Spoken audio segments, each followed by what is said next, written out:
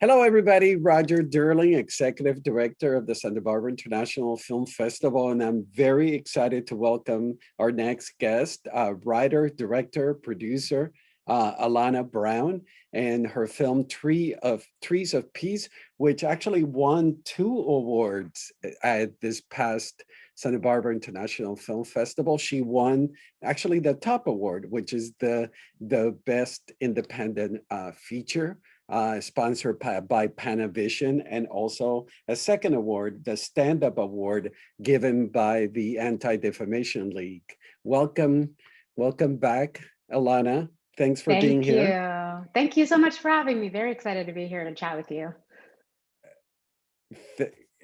I'm doubly thrilled. I told you right before we came up on air that I'd seen your film.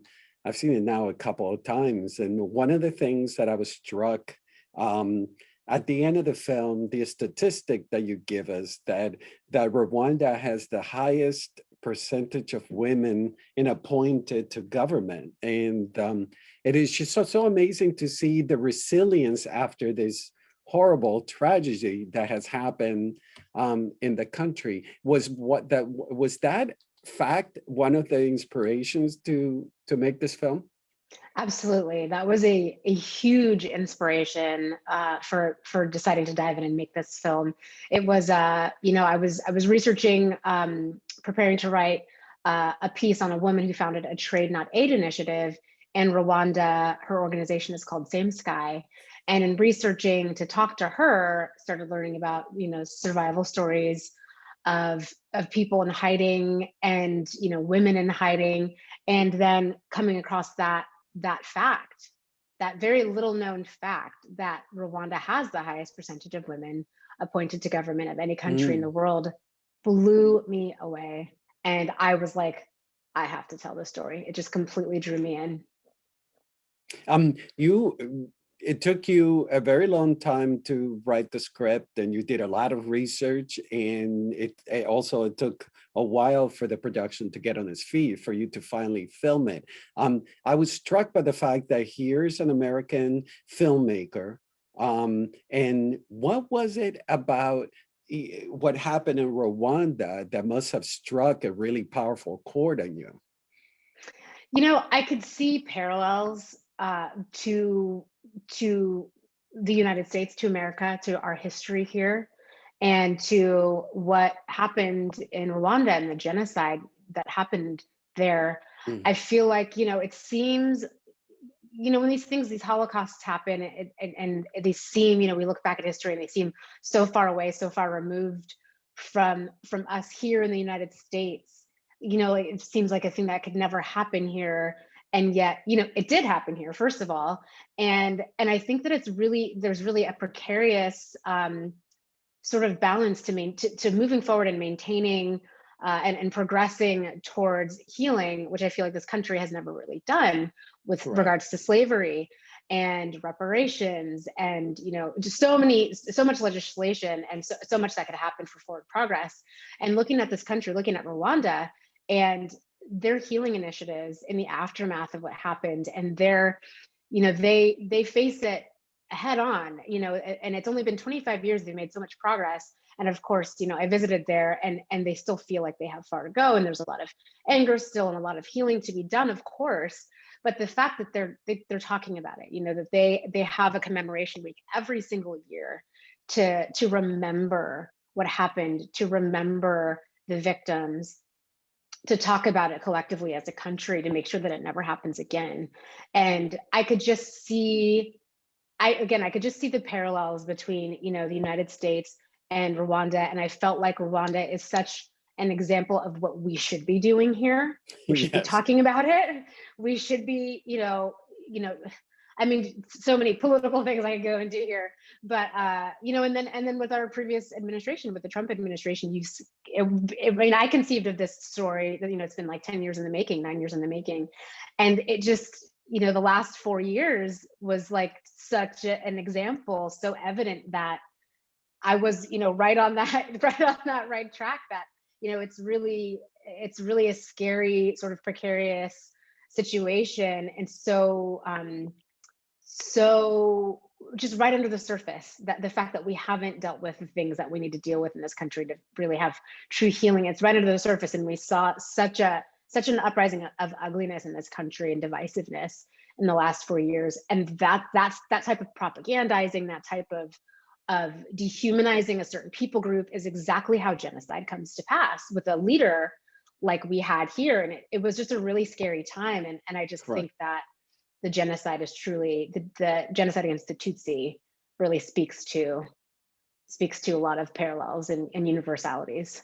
Um, I'm a big admirer of the film, and the film is contained, for the 81 days where in the subterranean space where the four women are hiding. When did you make the decision that the script, I'm going to contain them in that space for 81 days? I mean, I know that that's what, that was the period of the persecution for 100 days, but Yeah. keeping everything contained in that space, how did that come about? Yeah, that was multifactorial actually. It started with story. It started with the fact that I wanted to tell the women's story. I felt like there have been other films about the genocide that have been told, more macro films looking at the bigger picture, the events that unfolded. But I felt like the women's story had yet to be told. And the women, the Hutu sympathizers and the Tutsi women, their setting was in hiding. There were uh, Hutus who were willing to kill and who were willing to play into this war, this genocide, who were out and about, and life went on for them. But the people who were, again, sympathizers and who were the targets were hiding. So their natural place would be a hiding place for the story. Mm-hmm. And they either wouldn't be leaving that place or they would be going from hiding place to hiding place to hiding place. So I decided to keep it in one spot because I had read other stories of women who were hiding in one place. And it was very compelling to me. And I was drawn to the challenge of sort of having to think outside the box while setting a story literally in a box. Yeah. And then also it was there was a logistical factor to it as well, deciding that it would be, I had set out to make it myself. I had set out to do, I knew I was going to do it on a very low budget, and so I felt like budget wise that would be favorable to have just a single location. So Mm-hmm. And yeah. then the the creation of the four women characters. I mean, they're very different. They're each representing a faction. Let's use that word. How did I? Can you tell us the background of creating each character? Yeah, sure. So basically I wanted to create a microcosm of the war, right? So there's the larger war happening outside the walls of this hiding space. And there's the war within. There's the war in this room, there's the war within all of us. So what I wanted to find, I wanted to find four women who I felt were real people, and four women who I felt would naturally be in conflict with one another, because the Mm, conflict was really, really important. The conflict, is what is representative of both the war within and the larger genocide happening. And so wanted to find women who felt, again, real, nothing, too extreme, just felt like real, relatable, universal types of women who we can all say, I see myself in that person. But who also felt very different from each other, felt potentially like worlds apart from each other. And so, so for Anik, who you could say, though it's an ensemble, you could say Anik is the lead character. She simply, being a mother, simply and not simply, being a mother takes a lot of strength and courage, and there are complexities to motherhood, obviously. So her desire to be a mother is something that so many women can relate to, and that was really important to me. But she has her challenges with that, obviously. And then, for instance, Jeanette, the nun. I always find religion very fascinating. I yeah. find it I find it psychologically very fascinating. And so I knew I wanted a religious element in the film. And I feel like that can often, it can be a divisive issue, or it can be a uniting issue. And I thought that'd be a really good type of character to bring some conflict into the room. And then of course there's Mutesi, who is the rape survivor, who is angry and has this chip on her shoulder. And rape and assault is something, another thing that so many women have to contend with. I mean, the statistics in the United States, I think it's like 1 in 6 women who will be raped in their lifetime or assaulted in their lifetime. It's a very, very common experience for women, unfortunately. And so I wanted to definitely have that embodied in the film, that experience and the grief and the trauma and the anger that would come with that, and the healing that can come from that. And then of course, Peyton, wanting to bring in, an outside perspective, the American who might be resented in this scenario, particularly by, say, Mutesi, for being this white American girl taking up space. And yet she comes in and she has her own trauma and her own backstory that brings potentially conflict and healing into the room. So definitely wanting to bring together these 4 characters that could all bring, again, both conflict and be able to heal each other with the wisdom and the experiences that they each have.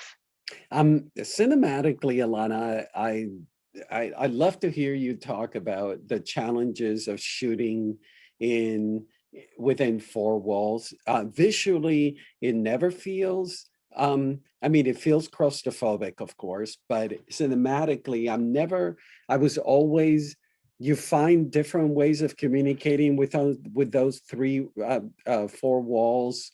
Talk to me about that. Yeah. The room itself, I think, became a character. Yes. And yeah, and so wanting that character to be dynamic, of course. Obviously, there's, shooting in one location is a challenge, exactly as you're saying. Cinematically, and so many people, when I was working on the script, said, "Why isn't this a play? This isn't really like a cinematic thing," because it's very, very stagnant. And yet, I felt like I could make it very visually interesting and cinematic by making the room a character and making it dynamic. And so, me and my cinematographer, Michael Rizzi, just, we set out to make it to make the room and the visual language of the story very specific and intentional. So for instance, something you might not notice, but if you know it's there. So the film starts with wider singles.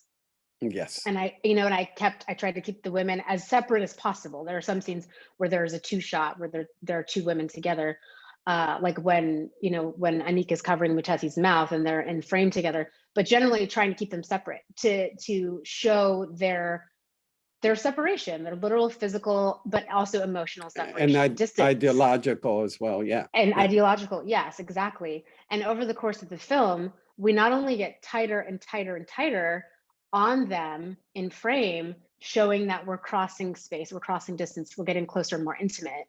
And then also having them in 2 shots and 3 shots and scenes where they're like tangled together. And again, getting closer and closer to where we have an eye in frame, or we have, just close-ups, Anik spinning her ring in frame, to show that emotional arc, and to also change the landscape of what we're seeing, to give different visuals to what we're actually seeing on screen, so it feels like we're going somewhere even though we're staying in the same place. And then there were also, it was also fun to play with just like different lensing, different angles, a Dutch angle in a moment where, it feels disorienting, or a scene where we used something called a lens baby, which was Michael Rizzi's idea. It was a wonderful idea. I knew I wanted, for instance, the birth scene to feel really unstable and chaotic. And I knew that I would want to go from, I use a lot of drifting in certain scenes, steady movement to feel like, we could breathe for a moment in this really claustrophobic, scary space. And then certain scenes where I wanted it handheld to feel different and to really emphasize the chaos. And he added this lens baby, which was a thing that, creates, when he was moving around with the handheld and literally shaking this thing. And it made the focus kind of shifting and going in and out. So it really felt like a POV that was very disorienting. And so using techniques like that as well to just change it up and make it feel fresh and make the visuals feel interesting. Also, you made the choice, and I'd love to hear you talk about it, that when Francois is just a hand that reaches down, it's from the level, subterranean level. You know, can you talk about that? Yeah. It was one concept that I really went for in this that was really important to me was that we only ever see the faces of the women during their time, trapped under the floor. We see the faces of the little boys, the young, the soccer boys, Playing and outside the window. yeah, exactly. And then that's about it. We see Francois' face in the very beginning, and we see him at the end.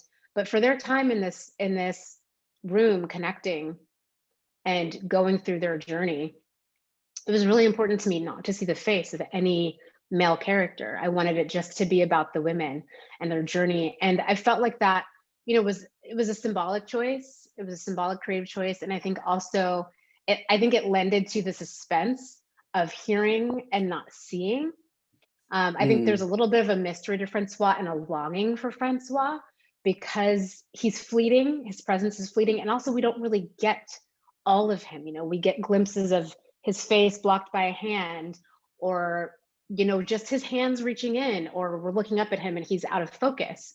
And that was all just to again stick with the symbolic choice that I had made, and also to give a sense of like longing and just really put us in the position of these women and what they're the experiencing. room changes as the time goes by. Were you shooting chronologically, and how Yes. difficult was it to, because the crayons changed the walls, and Hmm. there is actually very powerful words that are being told to us subliminally in the walls. Can you talk about that, and how challenging was that? Yeah, that was actually, we were so fortunate. That was another benefit of shooting in a single location. So often, when you shoot in multiple locations, the order of your schedule is dictated by your locations. You're going to go shoot at this cafe, and then you're shooting at a house, you're shooting in an exterior alleyway, whatever. You're going to get all the shots in the film when you're at those locations, and so you're going to shoot the film out of order. But because we were in a single location on a soundstage, we were lucky to be able to shoot the film in chronological order. So, that helped with so many things, like the emotional arcs of the characters. For one, the progression of makeup, which was a huge thing, makeup and weight loss. And also, as you say, the crayon, the progression of the walls of the film. So shooting that out of order would have been very, very difficult over a course of 81 days, story-wise. Um, and so it was really just like I had an amazing production design department and props department, and gave them the vision, and they progressed the walls of the film. And the actresses were sometimes the ones helping writing. They wrote their own names, their own character names on the walls. And yeah, and just slowly but surely advancing the crayon writing on the walls, so that the walls that sort of take on a life, and they have, again, the room being a character and the walls taking on a sort of a life of their own over the course of the film. I mean, as we've been talking, it's a very visual film, and its impact comes from the visuals. Is this something, when you were writing the script, you were out of it's my curiosity, were you storyboarding in your mind as you were writing the script? Yeah, I think I'm a very visual writer. So and that was especially why, like, I always knew that I was gonna, attach to direct this film, because I could just see it so clearly. I never actually storyboarded, like I never actually did physical storyboards. When it got to prep, again working with Michael Rizzi, we did previs, like we did shoot some stuff. It was really cool. I showed up at his house the first day of prep, and he had bought this clear clear cube box from the Container Store, and these 4 Barbie dolls to represent each of the characters. And so we used this clear box and these Barbie dolls, and we shot some previs. We shot, samples of, shots that I wanted, in the way it would kind of look and how the camera would move. And so really carefully went through and had our shot list and our previs all really, really well worked out before we went into shooting. And total, you guys shot it in Los Angeles, right? Yeah. And how long was the shooting? The shoot was 20 days. Oh, wow. Yeah. That quick. Yeah, it was quick. Tell us about the casting, which is phenomenal, and it includes Liane Umuhiri, right? Yeah. Umuhiri, who is a well-known actress in Rwanda. Yes. Yeah. So as for the casting, I knew that I ideally wanted Rwandese actresses. It was very important for me for at least Anik to be Rwandese. So I searched, yeah, I went to Rwanda in 2019 and made some Mm, contacts there. And, and through my contacts there, I was able to get in contact with her. And I loved her work. She sent a self-tape for Anik. She was the first self-tape we got for Anik, and I knew she was it. I knew she was the one. She was just Anik in the flesh. And then for the other actresses, for Jeanette and Mutesi, I knew I wanted African actresses. Unfortunately, we weren't able to get, there's not a large population of Rwandans in the United States. And so we had to get Eliane her whole O1 visa, and it was like a whole ordeal. So we were only able to do that for one character. So the others, we sourced from within the United States, American actresses, but African origin. So that was Bola Koleosho and Charmaine Bingwa, who is African by way of Australia. So Charmaine came through UTA, where I'm represented, and she's also at UTA. So she, we were kind of cherry picking our actresses, and she sent an amazing self-tape as well. And Peyton came this kind of the same way through a management company. We just were like looking online and searching for actresses and reaching out for self-tapes. And then Mutesi, Bola Koleosho came through our casting director. We did do casting calls. We did open casting calls. And she just blew us away. She came in, she auditioned, and again, it was another, this is Mutesi in the flash, this is her. And yeah, and I as we were just commenting that 20 days is not a very long shoot. no, not at all. And we got usually like 1 or 2 takes, 3 tops with any setup. And so I called them the one take wonders, because they just nailed their performances. And I was so fortunate because they enabled us to stay on schedule and get a film at the end of the day. So all four are terrific.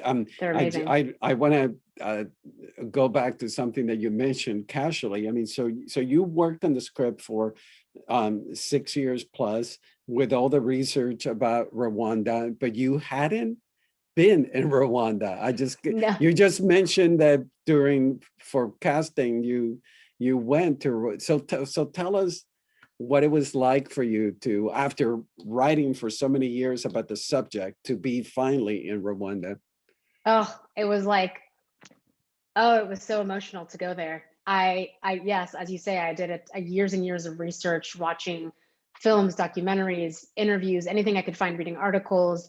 I met with a woman. I found a survivor, Rwandese survivor, living about an hour outside of LA. She lives in Oregon now, actually, but we became friends. I was introduced to her. I sent her the script. I went to her home. I sat with her for an afternoon, and she told me her survival story, and also like had her vet the script. Like, am I totally wrong here? Like, what is happening with this? How am I doing? And she loved the script, and she basically gave me her blessing, and that was huge for me to to carry onward and keep going.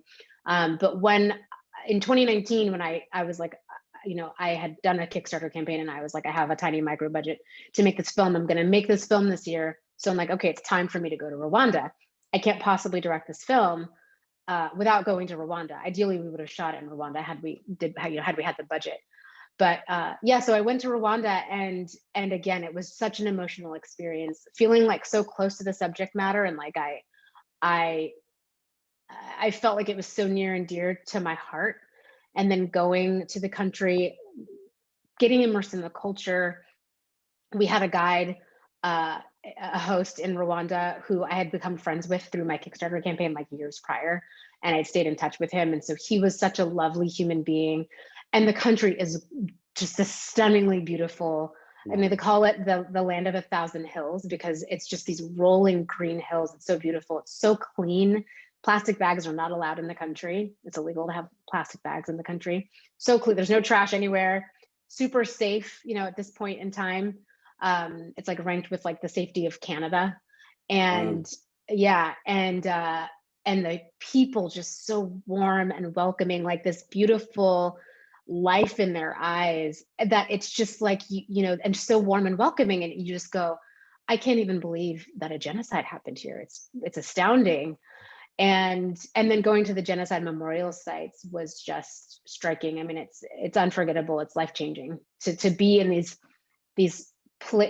spaces, this like sort of hallowed ground where these people are buried, and just honoring them and reflecting on what happened there was a very powerful experience.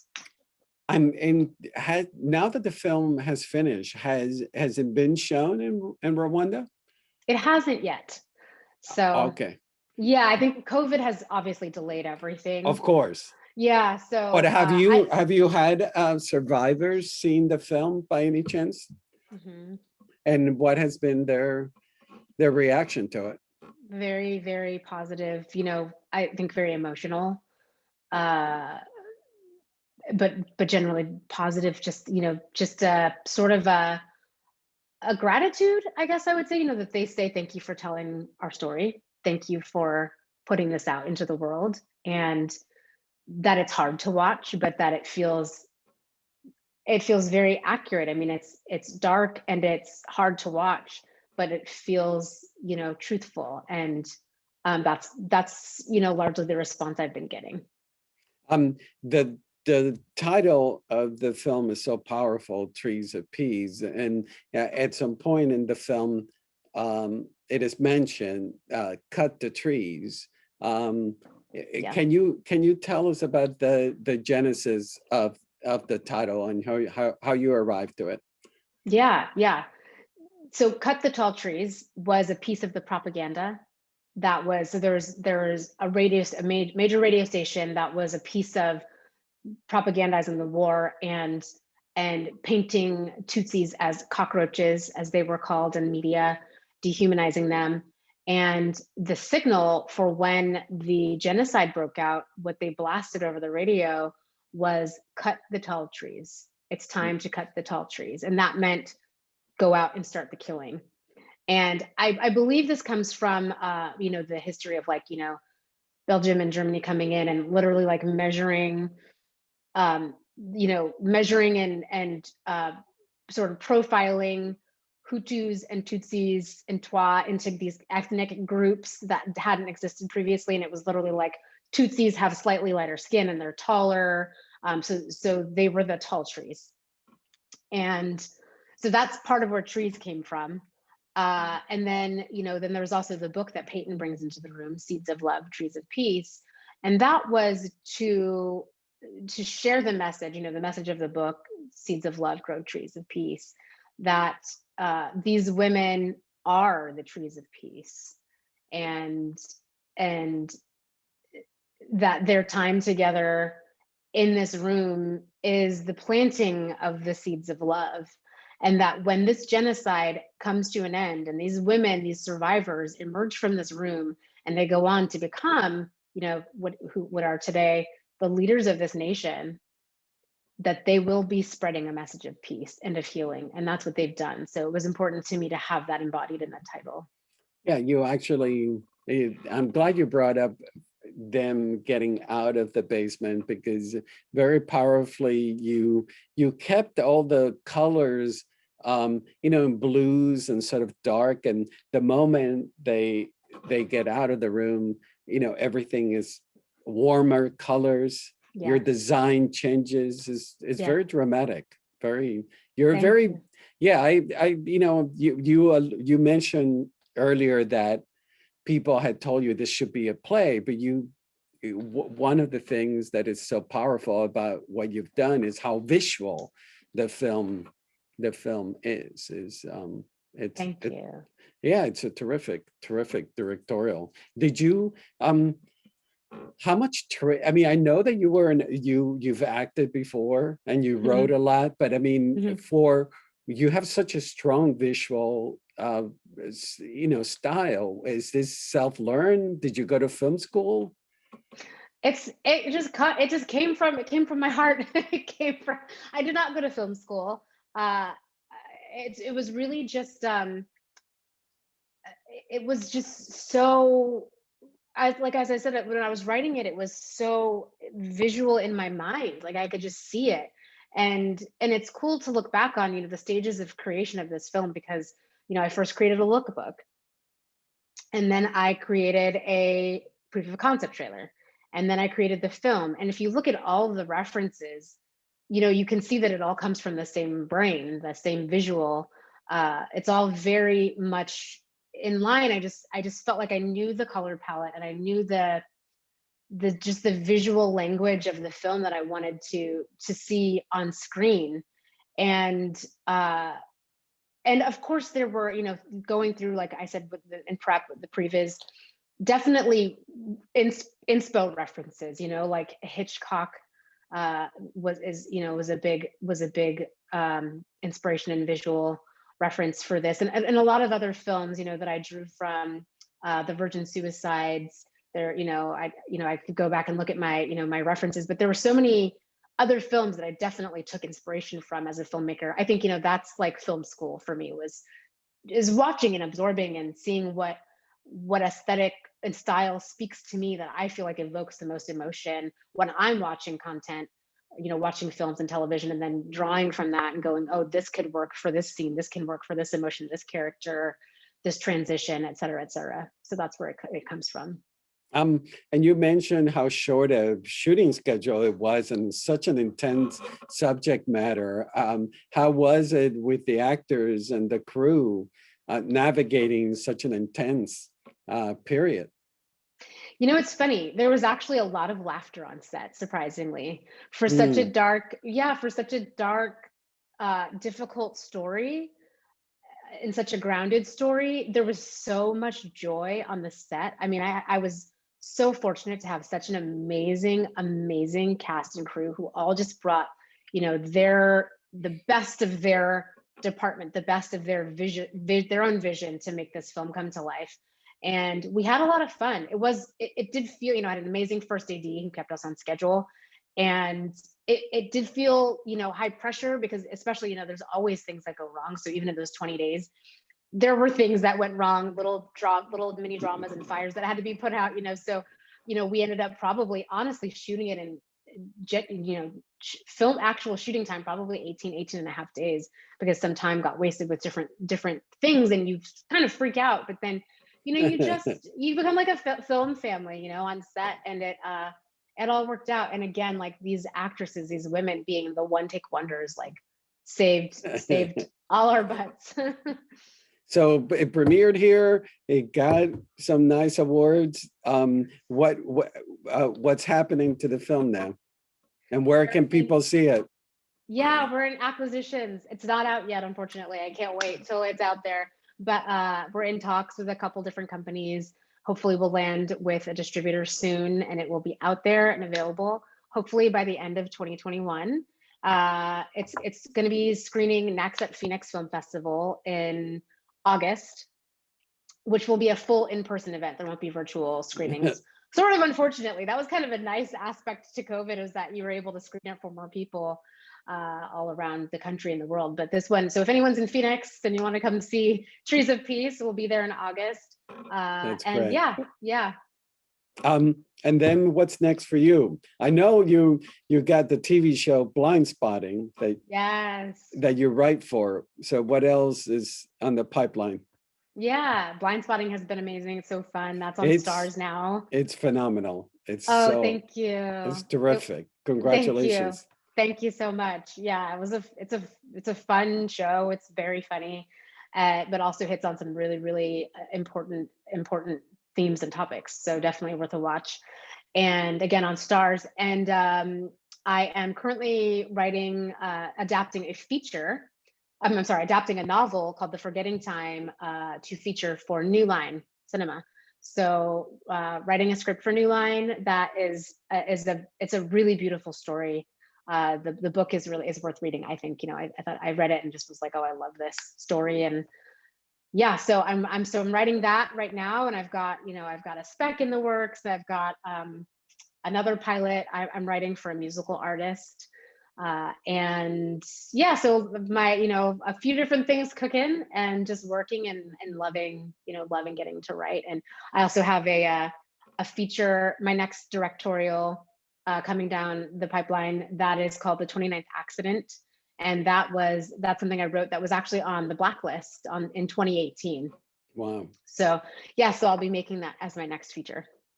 Well, you're definitely a person I want to keep my eye for, because not only your writing is phenomenal, but also visually you're quite a amazing filmmaker. Thank Very, you. I'm very proud that we featured it here at Santa Barbara Film Festival, and that you got some nice accolades for it. Yes, thank you so much. Please keep in touch, and especially about what's happening with Trees of Peace, so we can spread the word about it. Thank you so Yeah, much. I will yeah, absolutely keep in touch. Yes. yeah. And Alanna, thank you for doing this. I love chatting with you and picking your brain about the filming of your film. Thank you. Likewise, such a wonderful question. Such Uh, wonderful questions. And I also wanted to say the Santa Barbara Film Festival was like the most amazing experience. I mean, what you guys did, what you put together, especially in the midst of COVID, was like a dream come true premiere. And just thank you so much for having Trees of Peace and for having me here. well, Let's we'll talk. definitely have you back at some other time in the future with other works, and Yes, please do. we're now family. So Oh, good. I excellent, love excellent. Thanks a lot, that. Alanna. We'll talk soon. Thank you so much. Take Okay, care. bye bye. Thanks, Roger. Bye.